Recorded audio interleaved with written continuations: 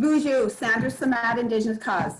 Hello, my name is Sandra Samatte, and welcome from all of us here at goodminds.com and HighWater Press, where we are honored to be your host for today's book launch of Siha Tooskin Knows series, written by Charlene and Wilson Bearhead and illustrated by Chloe Bluebird Mastouche. Let me give you a brief background on myself and goodminds.com. I am Ojibwe, and I'm from Skowhegan First Nation, Treaty 2 territory.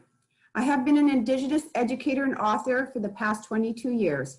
I am a proud mother of 3 young children, 3 young, amazing, talented children. Today, I am blessed to work alongside all of my children, Achilles, Akrotiri, and Cassius. A year ago, my son Achilles purchased goodminds.com.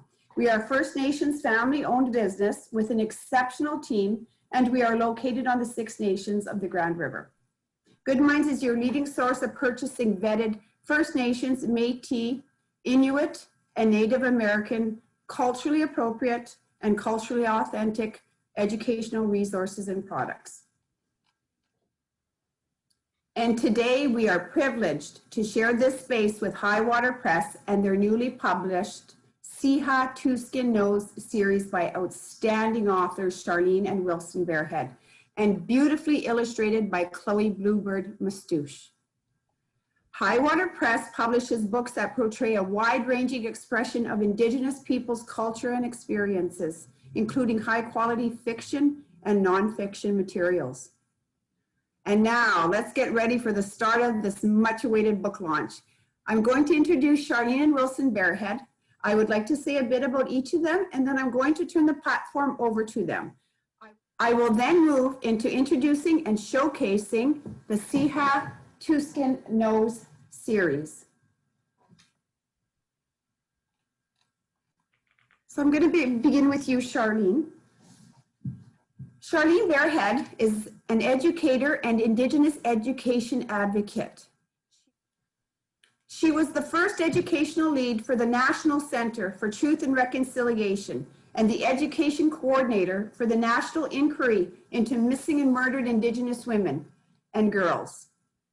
Charlene was recently honored with the Alumni Award from the University of Alberta and currently serves as the Director of Reconciliation for Canadian Geographic.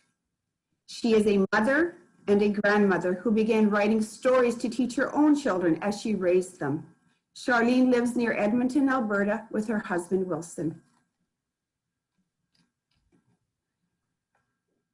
Wilson Bearhead, a Nakota elder and Wabamun Lake First Nation community member in central Alberta, Treaty 6 territory, is the recent recipient of the Canadian Teachers Federation Indigenous Elder Award. Currently, he is the elder for Elk Island Public Schools. Wilson's grandmother, Annie, was a powerful, positive influence in his young life, teaching him all the lessons that gave him the strength, knowledge, and skills to overcome difficult times and embrace the gifts of life.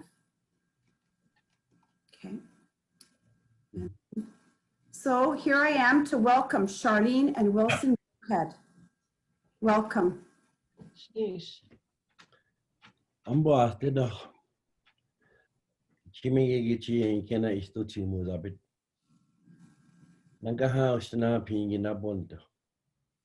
I'm just a nabi wabin namina. The Vegas speech just hit the one. I am also grateful this morning on behalf of my wife here. We are grateful that we are here with you to talk about the books, Siha Tooskin Knows, the series. It was our thought that Indigenous stories mean so much to the people that were here before. And those stories educated the children from the beginning until today. So those stories are reflected in the Siha Tooskin series. Thank you. My name is Charlene Bearhead, and I am really grateful to be joining you here from our home in Treaty 6 territory, just a little bit west of what is now called Edmonton. We've been blessed by the Creator with a blanket today. We have a new blanket of snow, and we're just really grateful to be here joining you with people from all of the different territories of the different nations and communities all across the country. Shanice. Miigwech, Charlene, Miigwech Wilson. I would like to introduce the Siha Tooskin series now. This series introduces readers to Siha Tooskin, a young Nakota boy, also known as Paul Wahasepa, and the many teachings and ways of knowing that he learns from everyday activities spent with various family members and that he shares with his friends and even his teacher. In a recent blog post about the series, Lori from A Bit About Books in Saskatoon says, although found in the easy paperback section of my public library, for many readers, this may be classified using Melissa Stewart's genre classification of narrative nonfiction. I say this because of the amount of learning and information from the Nakota culture and ways of knowing may not be familiar to readers. I learned quite a bit reading this series and know that all students in elementary schools would gain some new knowledge. Thank you for that blog. And on the book review blog, Storytime with Stephanie, out of BC, Stephanie says, these beautiful contemporary stories share the traditions, teachings, and language of the Nakota with young readers. Readers gain important knowledge as well as to develop a sense of empathy and understanding of the Nakota and other First People, Métis and Inuit, living on Turtle Island. With illustrations throughout each story, these books are so accessible to all readers and fundamental to every school library in the country. Canadians need these stories to ensure that these young readers have a huge variety of perspectives to learn and reflect upon. Indigenous children will benefit from seeing their stories and teachings reflected in books that not only they are reading, but their peers and classmates are reading as well. So miigwech for that, Stephanie. So I now have a few questions that I would like to ask you, Charlene and Wilson, as well as some questions that have been sent to us from our readers and our viewers. Wilson, which book is your favorite in the series, in the Siha Tooskin Knows series? It's a good question. Yeah. The reason why I say that is, you know, as Indigenous people, every story has a message. Every story has an experience. Every story begins with a timeline. So all these stories have messages, different teachings for different, I guess, different times in your life. And so, and it's usually the early years where a lot of teachings are done by elders, grandmothers and grandfathers. And the reason why they want to do that is to give you a really solid spiritual foundation of who you are, and you become a visitor in this world. So when you look at all the series, they all have a different message. So if you have that gift of wanting to learn, that opportunity is there. And we always, the old people always say, what you know is, you're going to have kindness and you're going to be humble the more you know. And that's why we teach you. So I always remember those words clearly. And so I think the series offers that opportunity for one to become humble.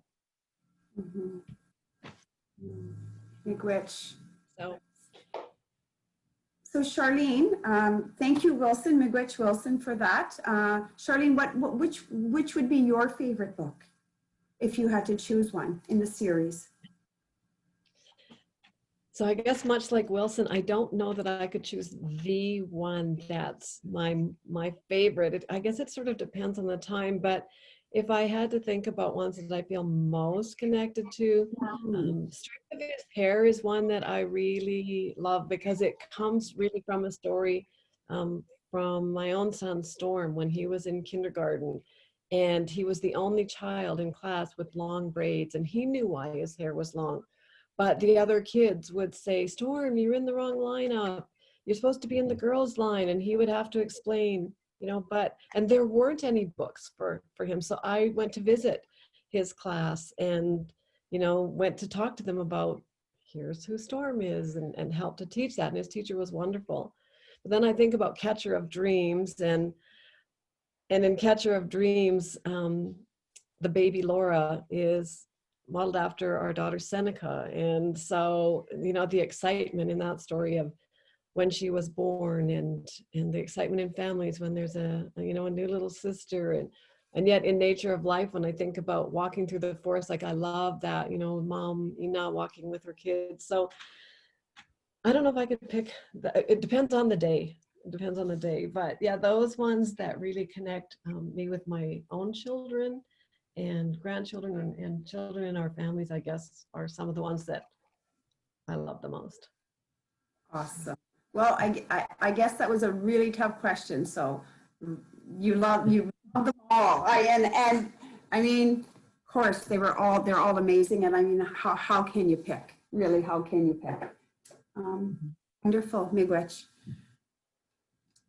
Let's move on now to question number 2. So what is Mugushin doing in the illustration on page 9? And I'm going to get the book on page 9 of the Sacred Eagle Feather. Right there. What is Mugushin doing in this illustration? Makushin, Isaiah teaches smudging herself, or she's smudging. And she's teaching the importance of smudging. And so when grandma's there, or grandpa's, when they teach us about smudging, they first talk about the smudge being a medicine that was gifted to us by Creator. And they also tell us that the smudge is meant to look after, to look after your spirit.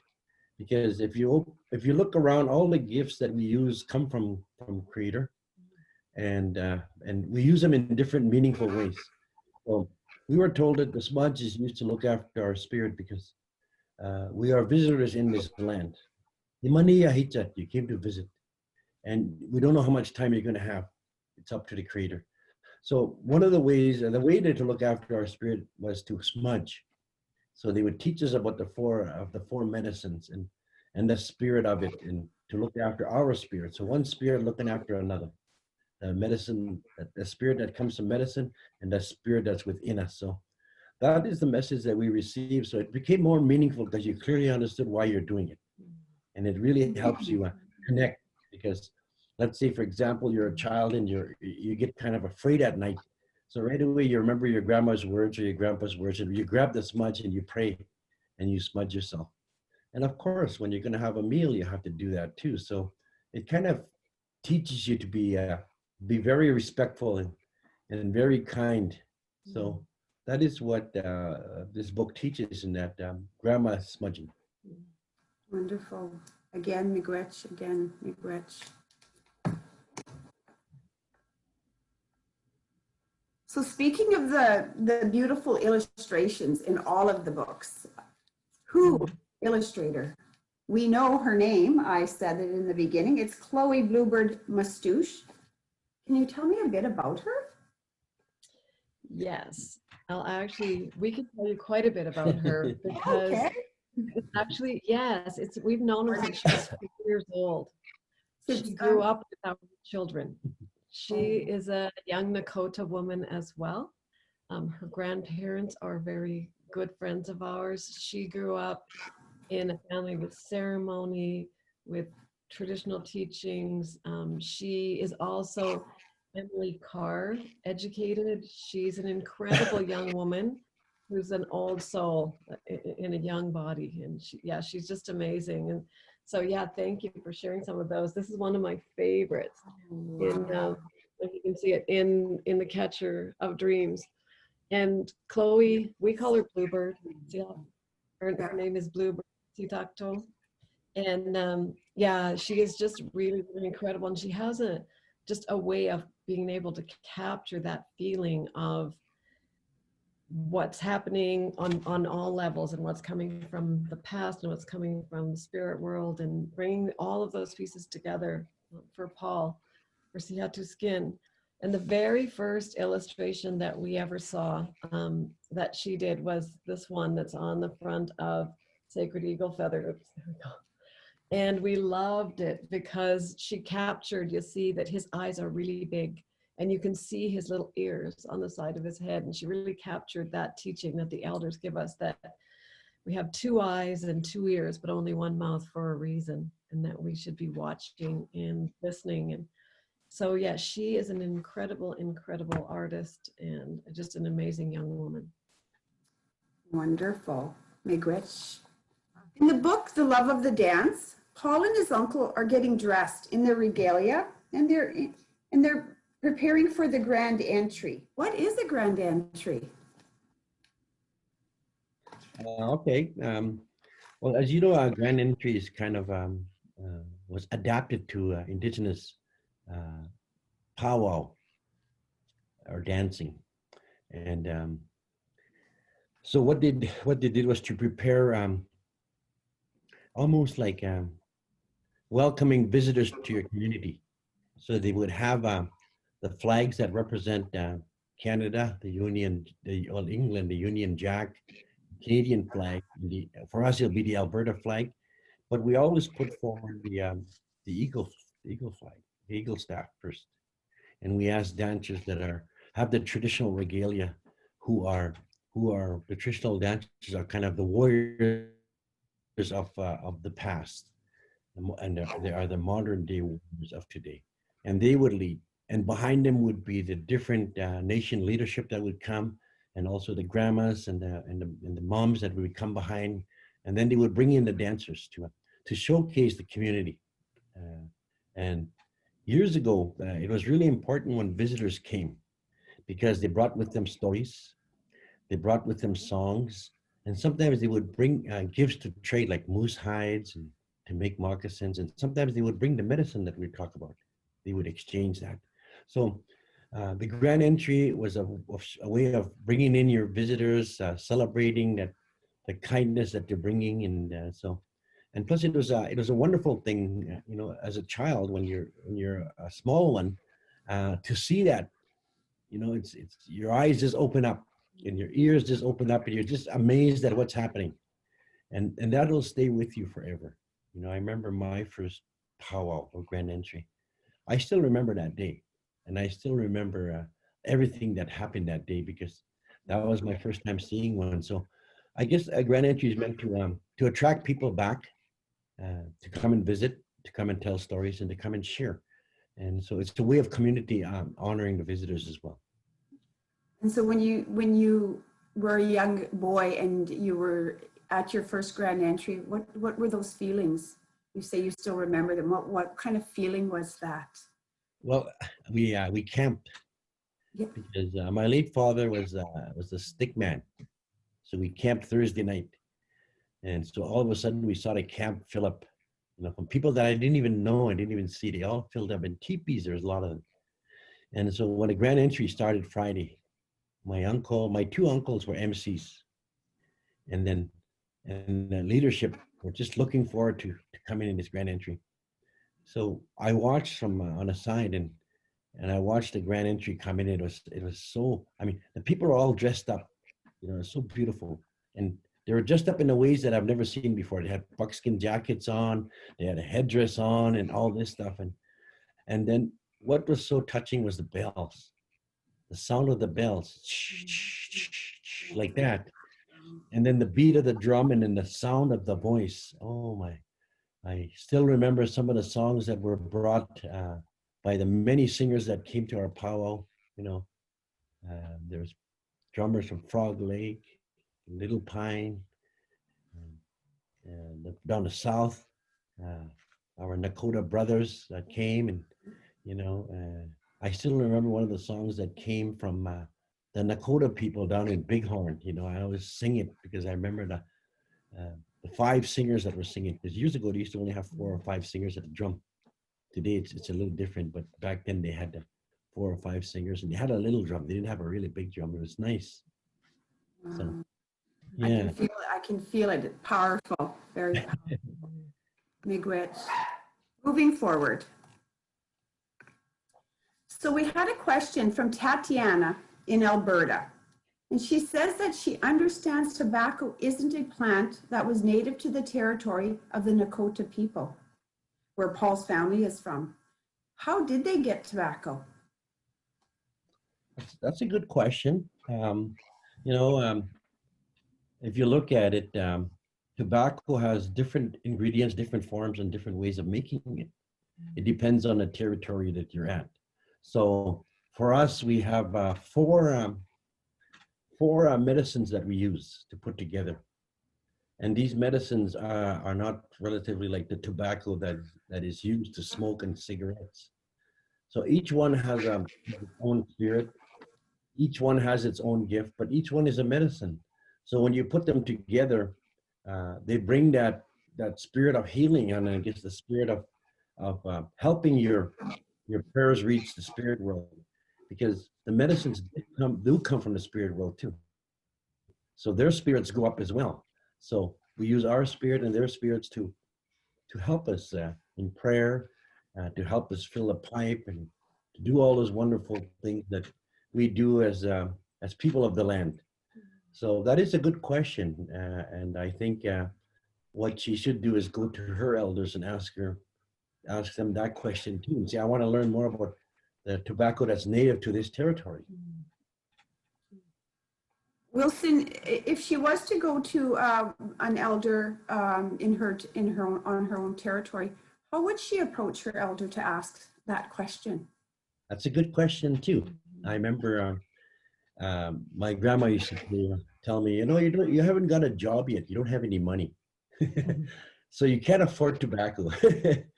So what we'd do is we'd make a tea or a bannock, and then we'd offer it. A long time ago, the signal was if you put it on top of the table, and elder will come in, he'll sit down on his chair, and he'll see it, then he'll pick it, and then he'll eat the bannock, and then he'll look around the room and ask, who put this here?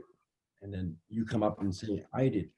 Right away, they know that you want to ask a question. What do you want to know? They'll ask you. So which is a way of, there's many ways too. You could have a gift of a knife or a gift of a blanket or whatever it may be, because tobacco was hard to get for some of us, because you would have to learn the gift of making it first. And so a lot of us didn't have that gift early in life. So we use other things, even a snared rabbit, just put it there and I love it. Right on. Wow. Miigwech. I hope that really helps you, Tatiana in Alberta. And again, miigwech for your question. On page 16 in the book, The Strength of His Hair, and I'm just going to turn to page 16.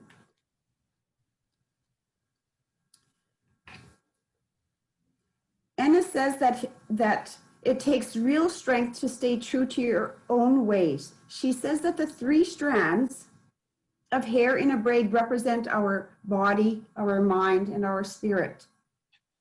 She tells me that I will grow up to be strong if I look after my body, my mind, and my spirit. What is one thing that we can do to take care of our body, our mind, and our spirit?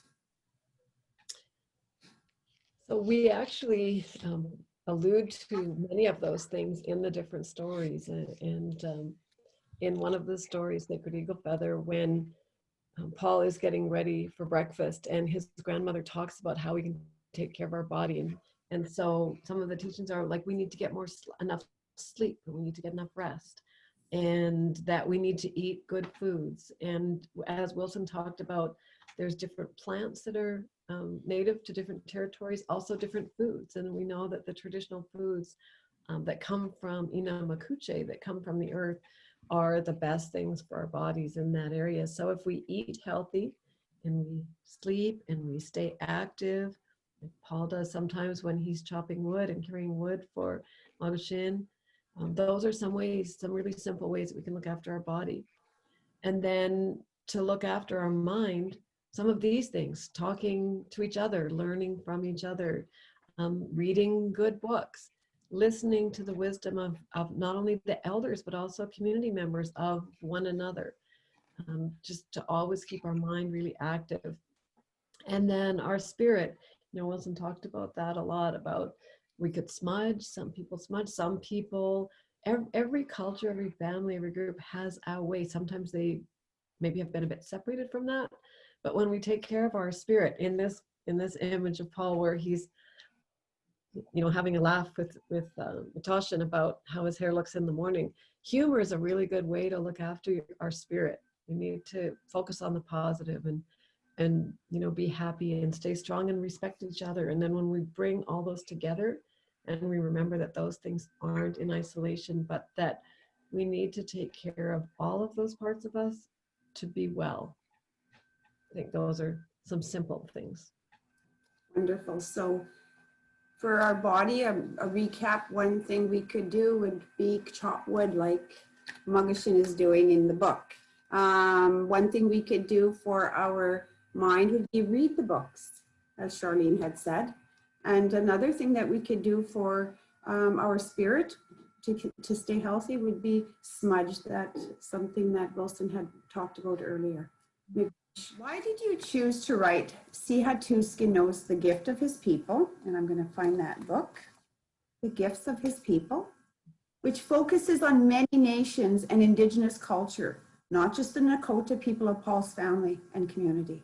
As a teacher and auntie and community member, there were so many children in schools, and still too many children in schools where they don't see the valued knowledge of Indigenous people of whatever territory they live in really brought forth in education. And so even adults, you see adults that they think that, certain kinds of medicines or certain buildings or like things like sign language that we talk about or modes of transportation, people just that are non-Indigenous just assume or think that those are what they call modern, or they came from, European invention. Even the concept when people talk about things that were discovered, we always laugh about, the concept of discovery in what people call North America on Turtle Island. Really, when you say something was discovered, if it was discovered by a non-Indigenous person, it just means you found something that you didn't know about, but the Indigenous people of the territory always knew about. Mm-hmm. So we really wanted to make sure that all children, all Indigenous children from all Indigenous nations, whether they are, Inuit from Nunatsiavut, or whether they're Dene from, the Western Arctic, or whether they're Anishinaabe, any children, to say, yeah, what are the things that our people brought forth? And for all children, Indigenous and non-Indigenous children, to recognize, and adults, and the adults in their families, and the adults that are teaching them, to say, oh, where did these things really come from? And who really brought these things forth? And to encourage people to always look deeper and further when they're talking about anything that exists in this country. I love that. I love that answer. Miigwech, Charlene, thank you. I mean, sitting here listening to you both, and I wish that I could come sit in your home and listen to you talk and teach about your Nakota culture.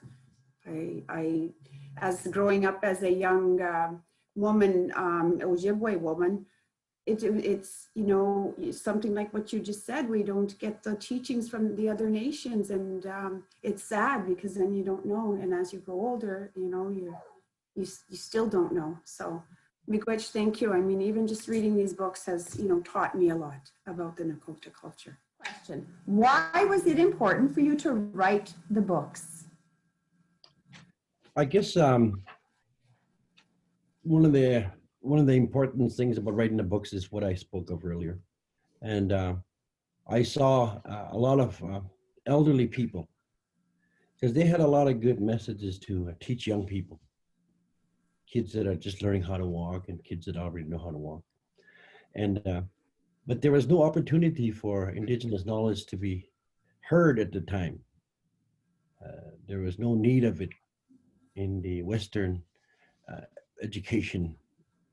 So So that is why for me and for Charlene, it's important that the the people of the land have their stories, and it's so meaningful and so wonderful.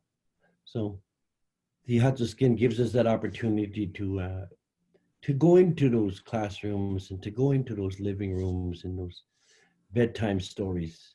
So the ones that are non-Indigenous can understand that these are the ways that many of the Indigenous children were taught by their grandmother, by their grandfather. And so the voices of the old ones will echo in that space, and which is so important because it's so needed now. Absolutely. Miigwech. So for me, as a non-Indigenous kid growing up in Treaty 6 territory and not even knowing that it was Treaty 6 territory, and then to go on to be a teacher that saw these beautiful kids in school, that many didn't know their own stories about their own families and their own nations, that looked around and didn't see themselves. And then as a mother, and now as a grandmother of First Nation children, some of our grandchildren are mixed with Nakota, also, Soto and Métis, and it's so important for all children to see themselves in schools. But for me, I saw this lacking in my education because this was not the education that I received that I believe we all need. And it was just so important. So as you mentioned earlier, Sandra, I started the stories when our daughter Seneca, who's now 25, who just got married, was just born. And for our own children to help them kind of navigate why are things the way they are in our schools.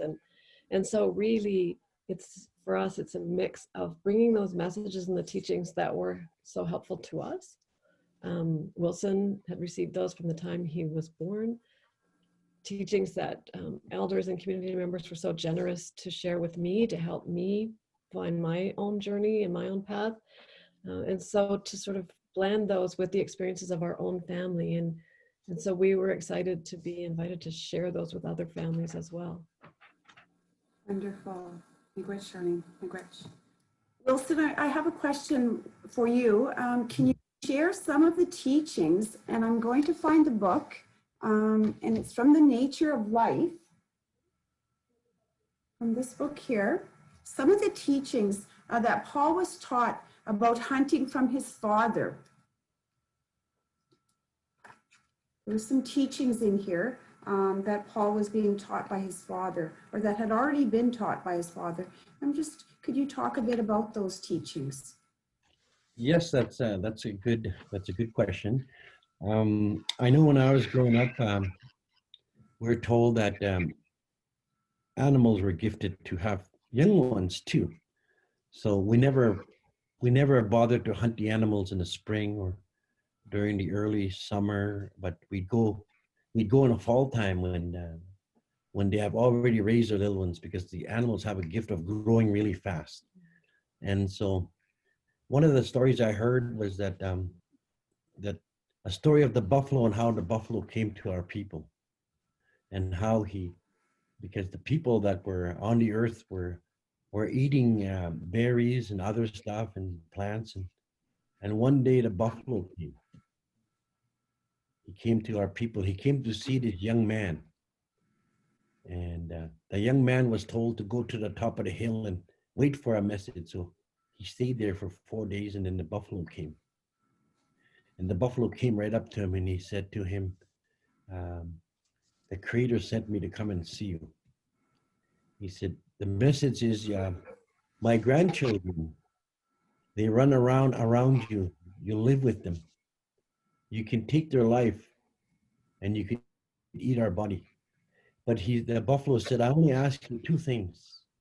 One, when you take our life, don't waste anything.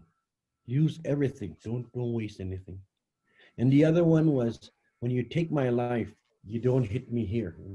You know, in the face, but here on the side. He said, when you hit God, any of God's gifts or creation, and when you hit them in the face, you're disrespecting their spirit. Mm. And it really hurts. So that also applies to us human beings when we're disrespectful to each other and when we hit each other in the face. How would the mothers feel when they see their little children come home with an injury, whether it's a cut or a black eye? And that breaks the hearts of the mother. And I think that's what the buffalo was trying to teach us. If I'm going to give you my life and I'm going to give up my life so you can have life, why would you want to harm me even further and disrespect my spirit? Because for every one of us that God has put in this world, we look at ourselves and we see ourselves with our eyes, and we know that we're beautiful. We tell ourselves that, and sometimes in life, there's not that many people.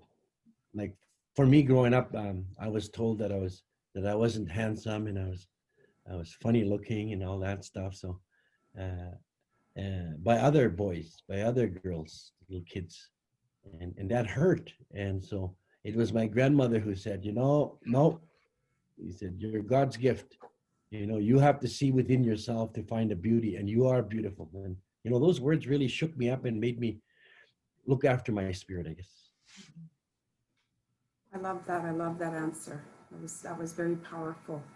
And when we do hunt the animal, what do we how can you explain quickly how we would offer like our prayer of gratitude, thankfulness to the animal? Well, usually when we hunt animals, different animals give us different gifts. So if you're going to hunt a moose, for example, you're going to get the meat, you're going to get the hide for all the things that I talk about, you can't waste. So this is what you would say, Creator, give you life, and I come to ask for your life because my children need to eat, my children need moccasins, my children need medicine, all the things. And then you thank them, and then you offer the tobacco, and then you plan for the next day to go hunting, or you pick a date to go hunting. And then when that day comes, and sure enough, a moose will come running out of the bush and he'll tell you, there you are. No. There's your tobacco. Wonderful. That's awesome. So I'm going to read from page 15. It's page 15, second paragraph from the best medicine. And then I'm going to ask a question. Remember that with each plant we pick, we offer words of thanks to Ada Waka and Enamakuche for providing us with the medicines that we need to keep us well. You remember that we offer tobacco to thank the plant families for sharing their gifts and giving their lives to help us. This is why we must always be humble and respectful when we pick medicines or take anything from Enamakuche. And so my question is, I understand that the prayer comes from the heart. However, our young people need guidance. And as an educator myself, and as we teach kids in the school and even our own children, of course, they need something to follow, to model after.